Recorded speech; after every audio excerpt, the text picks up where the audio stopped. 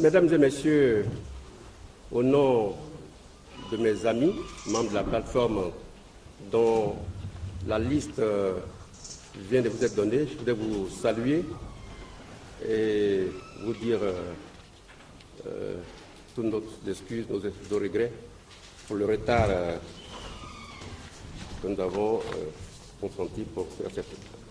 Comme il a été indiqué, il s'agit d'un point de presse relativement à la situation actuelle, relevant la commission électorale indépendante et des élections qui vont avoir lieu dans les prochains jours.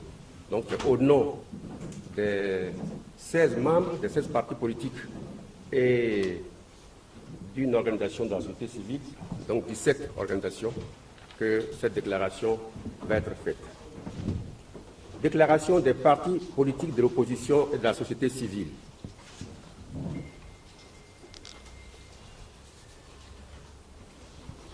Le président de la République veut organiser des élections en 2018 pour renforcer le RDP, selon l'expression qu'il a lui-même utilisée lors de la présentation des vœux de 2018 aux Ivoiriens. Pour l'accomplissement de sa volonté personnelle, dont l'objectif semble être l'implantation en Côte d'Ivoire d'un nouveau parti unique, fort, le président ne recule devant aucun obstacle, y compris le viol de la Constitution.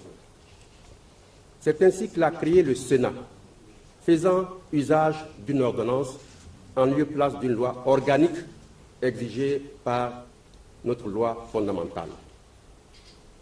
En dépit des appels venant de toutes parts, y compris des partis politiques de l'opposition, pour demander le respect des lois et l'organisation de larges concertations avec les composantes de la société ivoirienne dans toute sa diversité, le chef de l'État continue inexorablement sur la voie qu'il s'est tracée.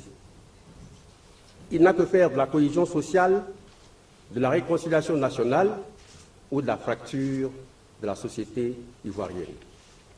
Face à l'imbroglio juridique et le désordre dans lesquels le gouvernement engage la Côte d'Ivoire, les partis politiques de l'opposition tiennent à réaffirmer et clarifier leur position. Premièrement, les partis politiques de l'opposition ne sont nullement opposés à aucune élection lorsque les conditions légales et juridiques sont réunies et respectées. Deuxièmement, les partis politiques de l'opposition demandent au gouvernement de favoriser l'instauration d'un état de droit et de démocratie dans notre pays en respectant lui-même les lois, les principes démocratiques et les décisions de justice nationale et internationale. Troisièmement, les partis d'opposition insistent particulièrement sur le respect et l'application de l'arrêt du 18 novembre 2016 de la Cour africaine des droits de l'homme et des peuples relatif à la Commission électorale indépendante de Côte d'Ivoire. En effet, sur saisine d'une association de la société civile ivoirienne, la Cour africaine des droits de l'homme et des peuples, après examen du dossier, a démontré en son arrêt, au point 149, que l'organe électoral ivoirien actuel n'est ni équilibré, ni indépendant, ni impartial. Comme preuve de sa démonstration, la Cour déclare que la Côte d'Ivoire a violé son obligation de créer un organe électoral indépendant et impartial que lui imposent les documents ci-après. Les articles 3, 10 et 17 de la Charte africaine de la démocratie, l'article 13 de la Charte africaine des droits de l'homme et des peuples, l'article 3 du protocole de la CEDEAO sur la démocratie, l'article 26 du Pacte international relatif aux droits civils et politiques. Pour n'avoir pas respecté ces différents instruments dont notre pays est partie, la Cour ordonne, petit a, la modification de la loi 2014-335 du 18 juin 2014 relative à la Commission électorale indépendante pour la rendre conforme aux instruments ci-dessus mentionnés auxquels il est parti. B. la Cour demande non seulement la modification de la loi, mais ordonne également à la Côte d'Ivoire de lui soumettre un rapport sur l'exécution de la présente décision dans un délai raisonnable qui, dans tous les cas, ne doit pas excéder une année à partir du prononcé de l'arrêt. Ce délai a expiré depuis le 18 novembre 2017. L'État de Côte d'Ivoire ne s'est toujours pas exécuté. Dans un courrier adressé par les partis politiques de l'opposition le 6 février 2018 au président de la République, sollicitant la mise en œuvre de l'arrêt de la Cour par l'organisation de larges concertations avec toutes les parties prenantes aux élections, le président, dans sa réponse, datée du 16 février 2018, a certes reconnu l'obligation de l'arrêt, mais a rejeté son application qui ne lui paraît pas opportun actuellement. Venant au secours du chef de l'État, le ministre de la Justice, dans une plaidoirie extrajudiciaire parue dans la presse du 12 mars 2018, tente de démontrer sans preuve à l'appui que la CEI actuelle a fait l'objet de consensus. Il conclut que l'arrêt ne peut être exécuté parce que la Cour africaine des droits de l'homme et des peuples n'a pas indiqué un modèle idéal de commission électorale. Les juristes, la communauté internationale et nationale, ainsi que les investisseurs et les journalistes eux-mêmes, apprécieront l'enthousiasme, le fair-play et la sincérité avec lesquels le gouvernement ivoirien se soumet aux décisions de justice lorsqu'il est pris en flagrant délit de viol des lois et des engagements pris à l'égard de tiers.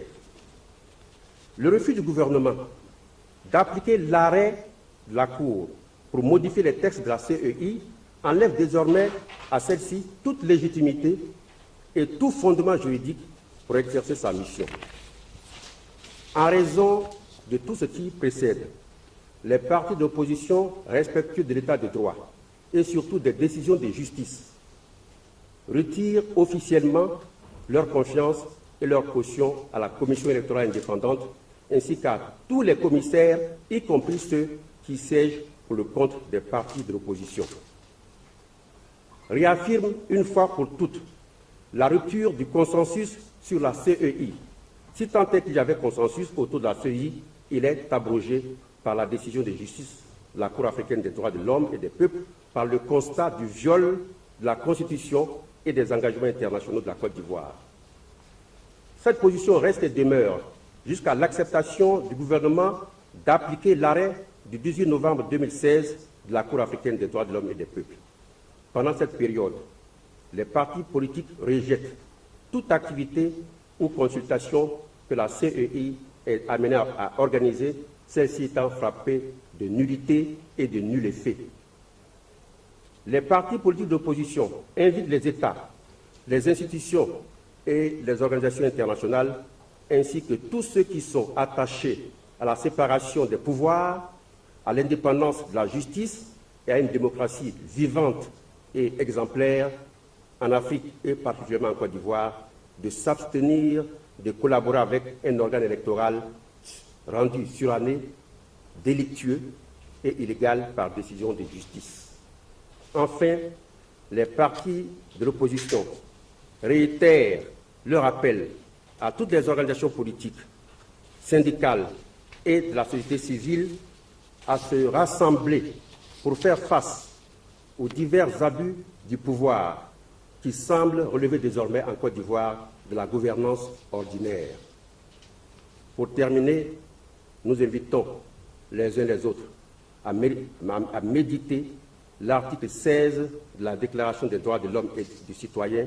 Je cite, « Toute société dans laquelle la garantie des droits n'est pas assurée, ni la séparation des pouvoirs déterminée, n'a point de constitution. » Fin de citation. Je vous remercie. Fait à Abidjan le 19 mars 2018, les partis politiques d'opposition et la société civile. Je vous remercie.